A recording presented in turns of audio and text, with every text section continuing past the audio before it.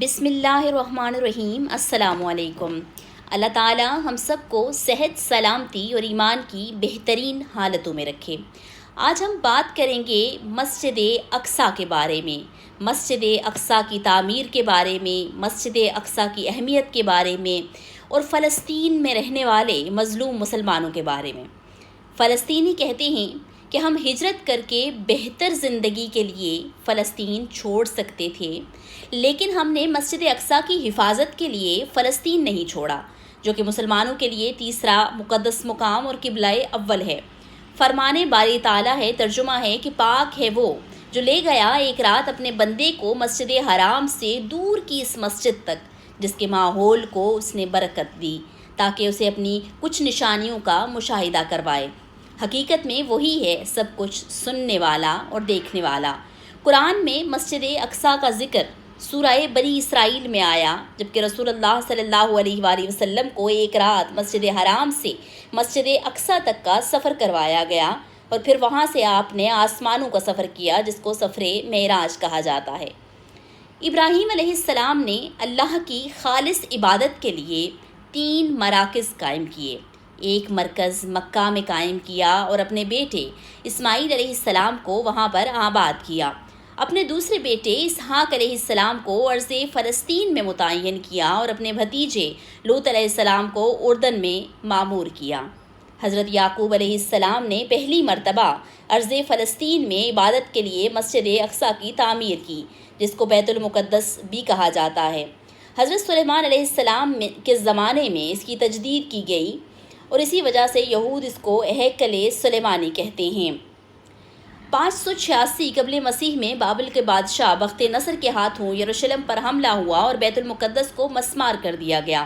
بخت نصر نے بنی اسرائیل کا قتل عام کیا اور 1 لاکھ یہودیوں کو غلام بنا کر اپنے ساتھ عراق لے گیا۔ اس کے بعد فارس کے بادشاہ نے بابل فتح کر کے بنی اسرائیل کو دوبارہ ہیکل سلیمانی تعمیر کرنے کی اجازت دے دی۔ 70 ہجری میں رومی جنرل ٹائٹس کے ہاتھوں بیت المقدس کو دوبارہ مسمار کر دیا گیا اور 1,30,000 یہودیوں کو قتل کیا گیا۔ اس وقت سے یہودیوں کا دنیا میں انتشار عمل میں آیا۔ اس تباہی کے نتیجے میں ہیکل سلیمانی کی صرف مغربی دیوار محفوظ رہ گئی، جو آج بھی یہودیوں کا مقام اجتماع ہے اور ان کی گریہ ازاری کا مقام بن گئی ہے، جس کو دیوار گریہ کہا جاتا ہے۔ 4 صدی عیسوی میں رومیوں کی عیسائیت قبول کرنے کے بعد 336 عیسوی میں قسطنطین اعظم نے اس جگہ کلسائے نشور تعمیر کرایا۔ 638 ہجری میں جب حضرت عمر فاروق رضی اللہ تعالیٰ عنہ کے دور خلافت میں مسلمانوں نے بیت المقدس کو فتح کیا تو اس مقام پر مسجد اقصیٰ کو تعمیر کیا گیا، جہاں نبی کریم صلی اللہ علیہ وآلہ وسلم نے معراج کے سفر سے قبل انبیاء کو نماز پڑھائی تھی۔ حضرت عمر فاروق رضی اللہ تعالیٰ عنہ نے کسی عمارت کو توڑ کر یہ مسجد تعمیر نہیں کی تھی، بلکہ اس وقت یہ مقام ویران کھنڈر بنا ہوا تھا۔ حضرت عمر فاروق رضی اللہ تعالیٰ عنہ کے دور خلافت میں یہودیوں پر یہ احسان کیا گیا کہ ان کو بیت المقدس میں داخل ہو کر عبادت کرنے کی اجازت دی، لیکن مسلمانوں اور عیسائیوں کے درمیان جو معاہدہ ہوا تھا اس میں عیسائیوں کا اصرار تھا کہ یہودیوں کو عبادت کرنے کی اجازت دی جائے، لیکن ان کو یہاں پر آباد ہونے کی اجازت ہرگز نہ دی جائے۔ 668 ہجری میں اموی خلیفہ عبد الملک بن مروان نے صخرہ بیت المقدس کے اوپر ایک شاندار گنبد تعمیر کروایا۔ یہ وہ مقام ہے جہاں سے نبی کریم صلی اللہ علیہ وآلہ وسلم کا سفر معراج شروع ہوا تھا۔